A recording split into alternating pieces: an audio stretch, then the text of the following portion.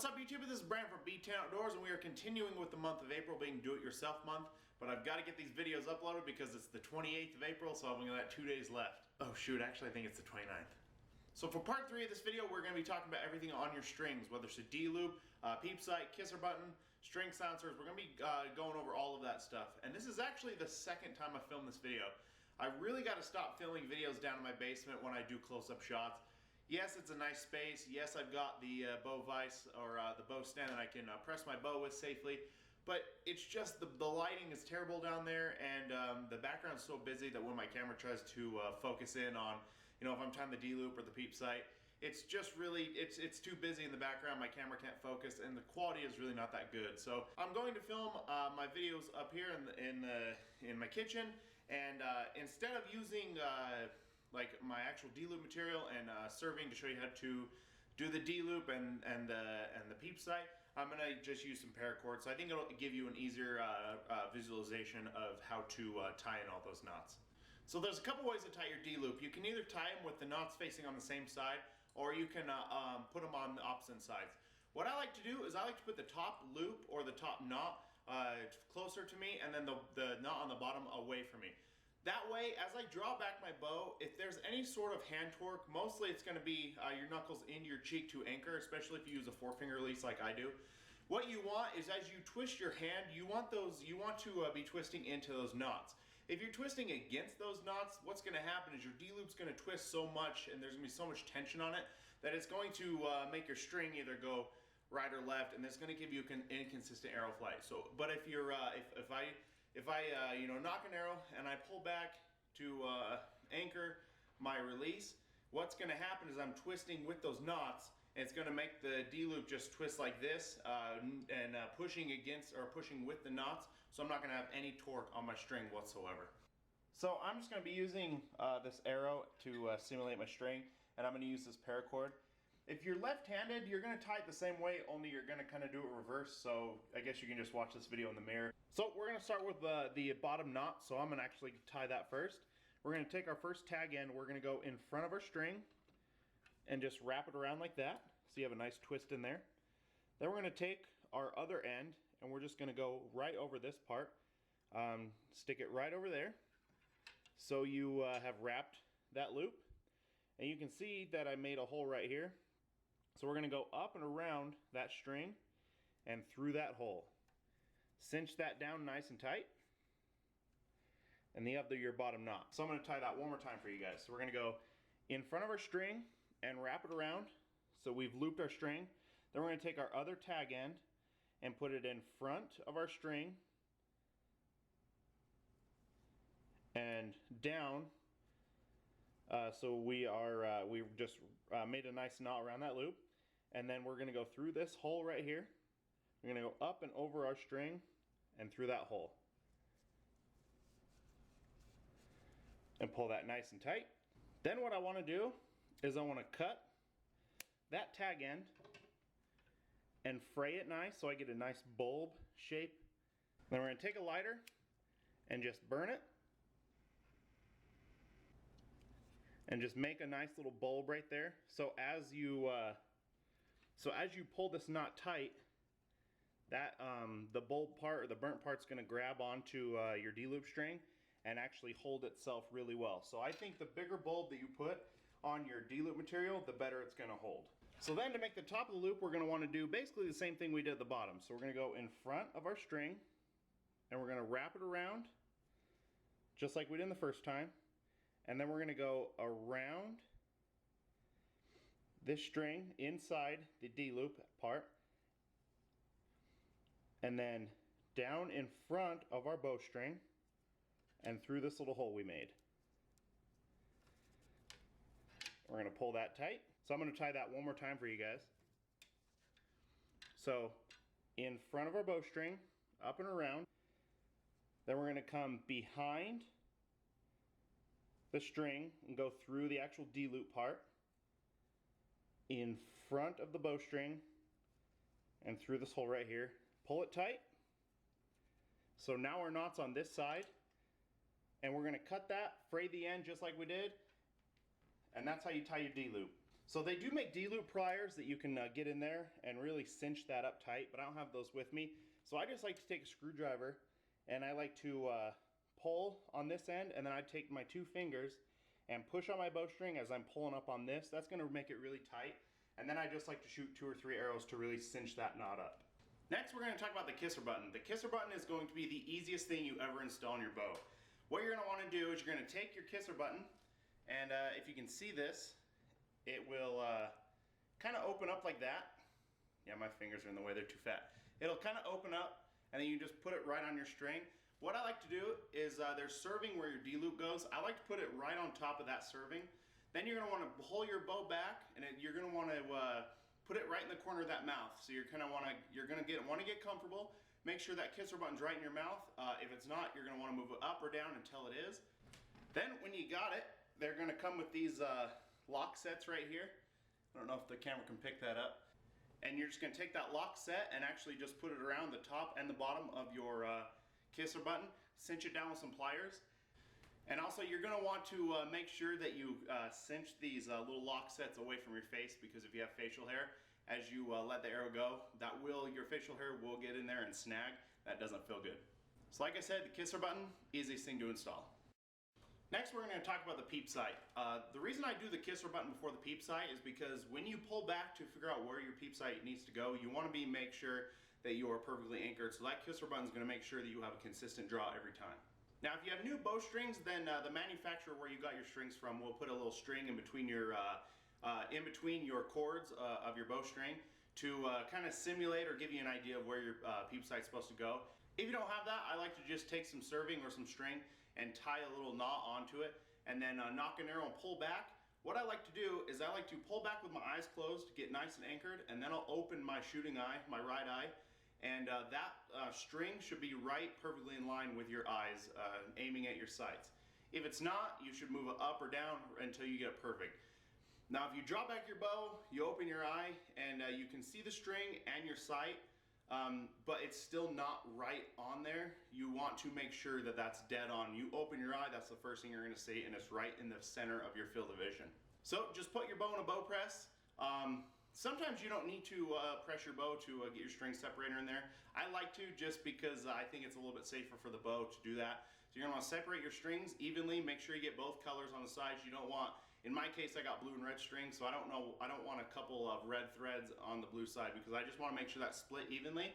And then I'm going to put that Peep Sight in there. Your Peep Sight's going to have a little bit of grooves where each of the strings fit together with it. And then as you depress your bow and your strings get back to tension, that Peep Sight, as your bow's at perfect rest, your Peep Sight should be angled down. If it's angled up, you've put it in backwards and you've got to switch it around. So there's 3 ways you can tie in a Peep Sight. You can use 3 individual knots, one at the top, one at the bottom, and one on your Peep Sight. But I like to tie it with one single string. I think it looks a lot cleaner, and I think it holds up a lot easier. Not only that, but if there's some reason that you need to redo your Peep Sight or take it out for any reason, this knot that I'm going to show you is a lot easier to take out than if you do 3 individual ones. So if you do want to tie it individually, what you want to do first is you want to take your serving and just tie it in half, or just fold it in half like this, so you have a loop right here. And you're just going to go right here around your string, then take the tag ends and pull that nice and tight. And then from there, you want to just take one tag end, cut it, burn it, and then you use this other one to do the same thing. Make a loop, go around your string, take your tag end, pull that nice and through, and then pulling every single knot that you do nice and tight. So that's one way to do it. You do about 1/2 inch there, and then you, when you get to your Peep Sight, there's a groove in your Peep Sight that you just want to do, wrap some serving around twice, tie it, burn it so that's not coming out, and then do the exact same thing I did up here down there. But like I said before, that knot is extremely hard to get out and definitely a pain in the ass, so I like to do it this way.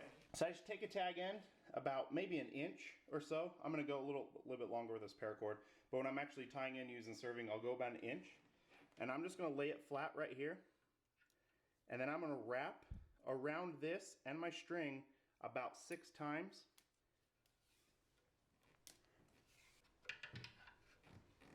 And I want those to be stacked on top right of each other. I don't want them to be on top of each other, but I want them to be stacked right in a row. So then I want to take the tag end that I just tied and I want to flip that up. And then I'm going to go about maybe 3 or 4 more loops around my string like that. So now this is locked in place right here.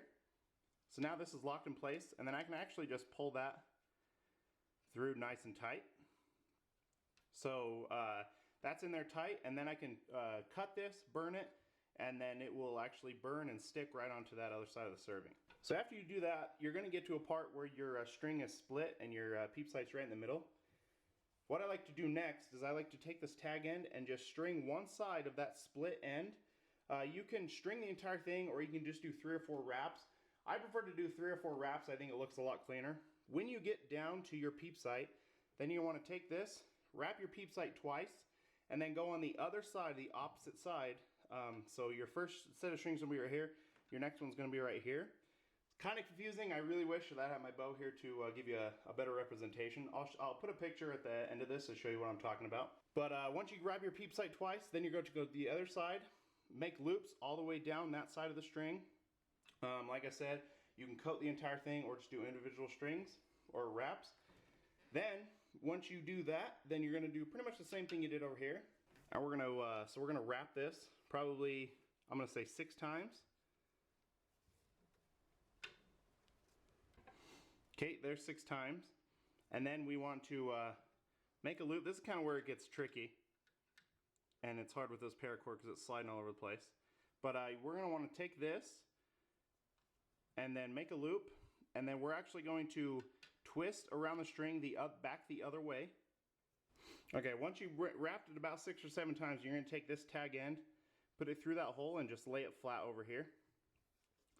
Then we're going to take this loop and basically reverse the twist that we did. So we're going to go back the other way, noticing that these twists are kind of coming out.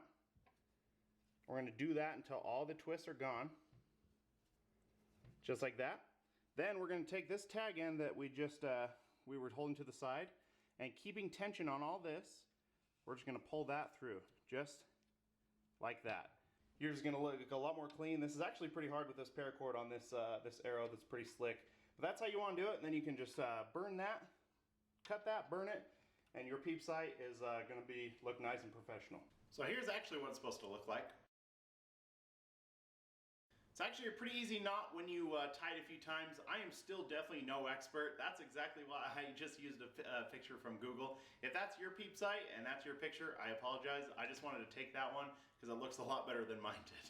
Over time, you will get better. I've only been doing my own bow stuff for about 6 months, and I actually have found myself getting a lot better. Whether it's tying D-loops or tying in a drop-away rest, I'm actually getting a lot better. My peep sights look better every time I do them, so just keep working at it. I'm sorry if my instructions were a little bit confusing, a little bit hard, but you will learn them.